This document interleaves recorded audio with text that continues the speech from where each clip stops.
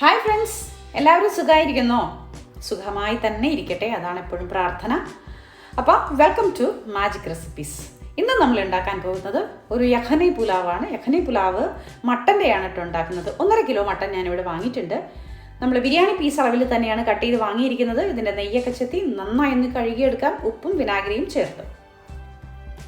ഈ യഖ്നി പുലാവ് ഉണ്ടാക്കുമ്പോൾ നമ്മളെപ്പോഴും അതിൻ്റെ മസാല മുഴുവനായിട്ടാണ് കേട്ടോ ഇട്ട് കൊടുക്കുന്നത്. നമുക്ക് ആദ്യം മസാല എന്തൊക്കെയെന്ന് നോക്കാം.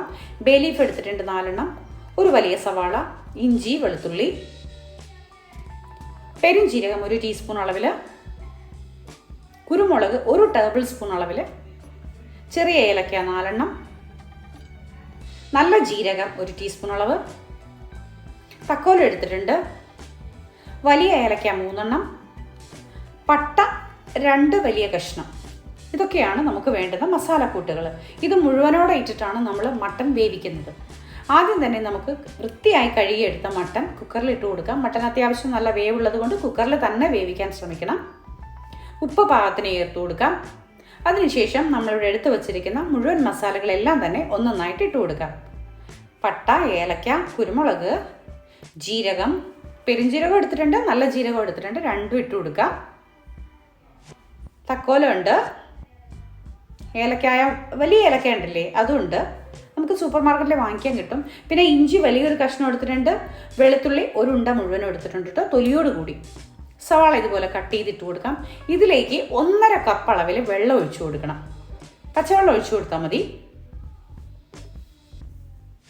നമുക്കിതിൻ്റെ ഈ ഒരു മട്ടൺ സ്റ്റോക്ക് നമുക്ക് കിട്ടേണ്ടതുണ്ട്, അതുകൊണ്ടാണ് ഇത്രയും അളവിൽ നമ്മൾ വെള്ളം ഒഴിച്ചു കൊടുക്കുന്നത്. സാധാരണഗതിയിൽ നമുക്ക് മീറ്റ് ഐറ്റംസ് വേവിക്കുമ്പോൾ വെള്ളം ഒഴിക്കേണ്ട ആവശ്യമില്ല, പക്ഷേ ഇതിൽ നമുക്ക് ഈ സ്റ്റോക്കിൻ്റെ ആവശ്യമുണ്ട്. അങ്ങനെ വേവിച്ചു ഒരു 4 വിസിൽ കേട്ടപ്പോഴേക്കും നമ്മുടെ മട്ടൺ നന്നായി വെന്ത് കിട്ടിയിട്ടുണ്ട്. നമുക്ക് തുറന്നു നോക്കാം. കണ്ടോ, ഇതിൻ്റെ മട്ടൺ സ്റ്റോക്ക് ഇത് നമുക്ക് അത്യാവശ്യമായിട്ട് വേണ്ട സംഭവമാണ്. ഇനി നമുക്കൊരു കാര്യം ചെയ്യാം, ഇതിൽ നിന്ന് മട്ടൻ്റെ പീസ് ഒന്നായിട്ട് എടുത്ത് മാറ്റി വയ്ക്കാം.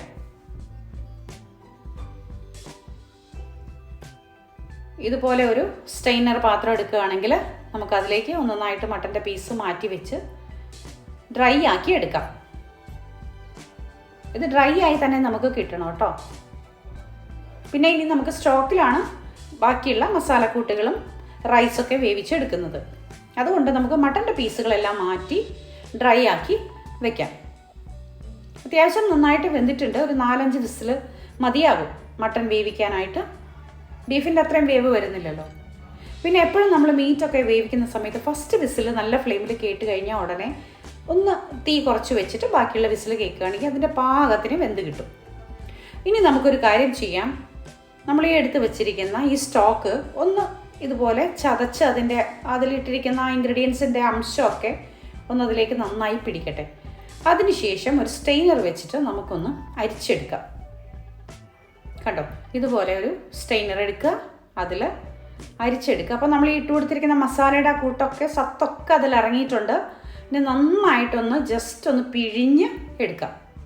കണ്ടോ, ഒരു തവി വെച്ച് അതിൽ നമ്മൾ ഇട്ട് കൊടുത്തിരിക്കുന്ന മസാലയുടെ സത്തെല്ലാം നമുക്ക് കിട്ടി. ഇനി ഈ മസാലക്കൂട്ട് അങ്ങോട്ട് കളഞ്ഞേക്കാം, അതിൻ്റെ ആവശ്യമില്ല. ഇനി നമുക്ക് ഈ സ്റ്റോക്കിൻ്റെയാണ് ആവശ്യമുള്ളത്. അപ്പോൾ ഞാനിവിടെ 3 ഗ്ലാസ് അളവിൽ അരി എടുത്ത് വെച്ചിട്ടുണ്ട്. ഇന്ത്യ ഗേറ്റാണ് എടുത്തിരിക്കുന്ന അരി, വലിയ അരിയില്ലേ, അതാണ് എടുത്തിരിക്കുന്നത്. 3 ഗ്ലാസ് അളവിൽ, ഈ ഗ്ലാസിൻ്റെ അളവിലാണ് കേട്ടോ എടുത്തിരിക്കുന്നത്.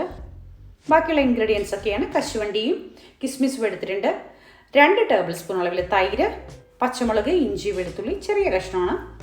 പിന്നെ മുഴുവൻ മസാല 1 ടീസ്പൂൺ അളവിൽ എടുത്തിട്ടുണ്ട്, ഒരു ചെറുനാരങ്ങ, നല്ല നെയ്യ്, തക്കാളി, സവാള, 2 വലിയ സവാള, 1 തക്കാളി, ഇതാണ് എടുത്തിരിക്കുന്നത്.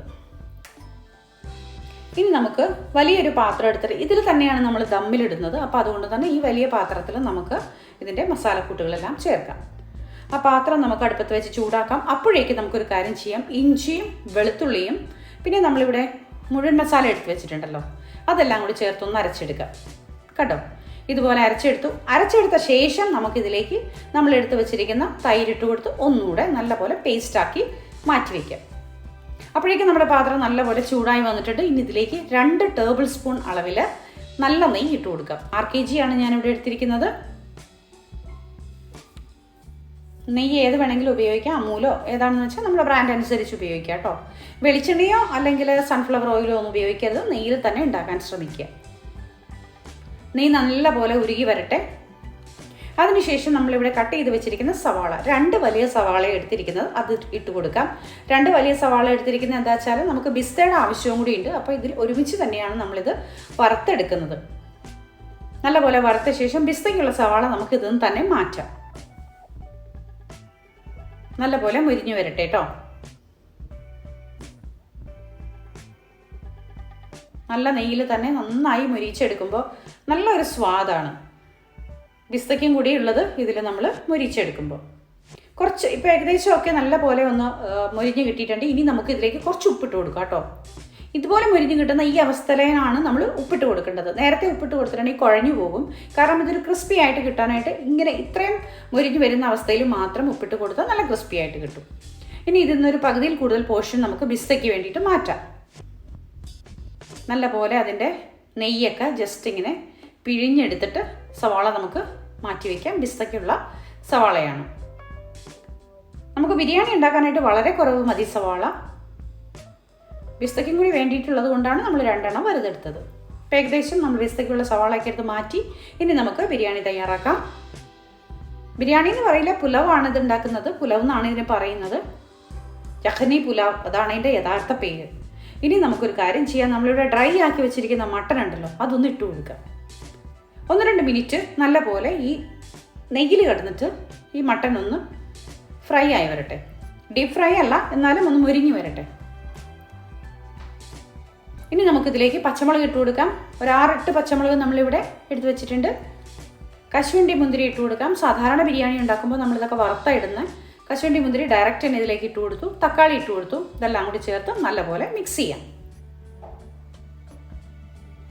നല്ല ഫ്ലെയിമിൽ വെച്ച് തന്നെ നമുക്ക് മിക്സ് ചെയ്തെടുക്കാം കേട്ടോ. തക്കാളിയൊക്കെ പെട്ടെന്നൊന്ന് വാടി കിട്ടണമല്ലോ. ഇനി ഇതിലേക്ക് നമ്മളിവിടെ അരച്ച് വെച്ചിരിക്കുന്ന പേസ്റ്റ് ഉണ്ടല്ലോ, വെളുത്തുള്ളി, ഇഞ്ചി, തൈര് എല്ലാം കൂടി ചേർത്ത്, മസാലക്കൂട്ടെല്ലാം കൂടി ചേർത്ത് അരച്ച പേസ്റ്റ് ഇട്ട് കൊടുക്കാം. 1/4 ടീസ്പൂൺ അളവിൽ നിറച്ച് മല്ലിപ്പൊടി ഇട്ട് കൊടുക്കാം. മഞ്ഞൾപ്പൊടി 1/2 ടീസ്പൂൺ അളവ്, ഗരം മസാലപ്പൊടി 1/2 ടീസ്പൂൺ. ഇതാണ് നമ്മൾ ചേർക്കുന്ന മസാലക്കൂട്ടുകൾ. വേറെ ഒന്നും നമ്മൾ മസാലക്കൂട്ടുകൾ ചേർക്കുന്നില്ല കേട്ടോ. മുളക് പൊടിയൊന്നും നമ്മൾ ഒട്ടും തന്നെ ചേർക്കുന്നില്ല.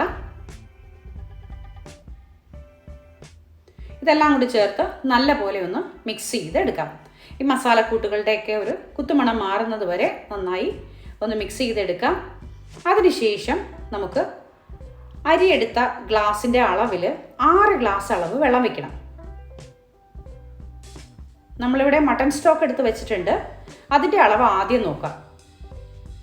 കാരണം 3 ഗ്ലാസ് അളവിലാണ് നമ്മൾ അരി എടുത്തിരിക്കുന്നത്. അപ്പോൾ അതിന് ഇരട്ടിയാണ് വെള്ളം വെക്കേണ്ടത്. നമുക്കിവിടെ സ്റ്റോക്ക് കിട്ടിയിരിക്കുന്നത് 2.25 ഗ്ലാസ്സാണ്. ബാക്കി ഇനി നമുക്ക് 3.25 ഗ്ലാസ് അളവിലേക്ക് നമുക്ക് വെള്ളം വെക്കണം. 6 ഗ്ലാസ് അളവിലാണല്ലോ നമുക്ക് വേണ്ടത്. ഇപ്പോൾ 3 ഗ്ലാസ് ഒഴിച്ചു, 4.25 ഗ്ലാസ് ഒഴിച്ചു, 5, ഇനി ഒരു 1/2 ഗ്ലാസ്സിന് മേലെയായിട്ട് വെള്ളം വെച്ച് കൊടുക്കാം. ഉപ്പ് ചേർത്ത് കൊടുക്കാം. വെള്ളം ഒഴിക്കുന്ന അളവ് തെറ്റരുത് കേട്ടോ. 3 ഗ്ലാസ് അളവാണെങ്കിൽ അരിയാണ് നമ്മൾ എടുത്തിരിക്കുന്നതെങ്കിൽ 6 ഗ്ലാസ് വെള്ളം, അതേ സെയിം പാത്രത്തിൽ തന്നെ. ഒരു ചെറുനാരങ്ങ നീര് പിഴിഞ്ഞു കൊടുക്കാം.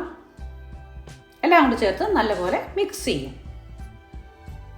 ചെറുനാരങ്ങ എപ്പോഴും നമ്മൾ പിഴിഞ്ഞു കൊടുക്കുന്നത് എന്തിനാന്ന് വെച്ചിട്ടുണ്ടെങ്കിൽ നമ്മൾ വേവിക്കുന്ന ചോറ്, അരികൾ ഇങ്ങനെ പാകം വേവായിട്ട് ഒന്നൊന്നോട് ഒട്ടാതെ നല്ല ക്ലിയർ ആയിട്ട് നമുക്ക് കിട്ടും.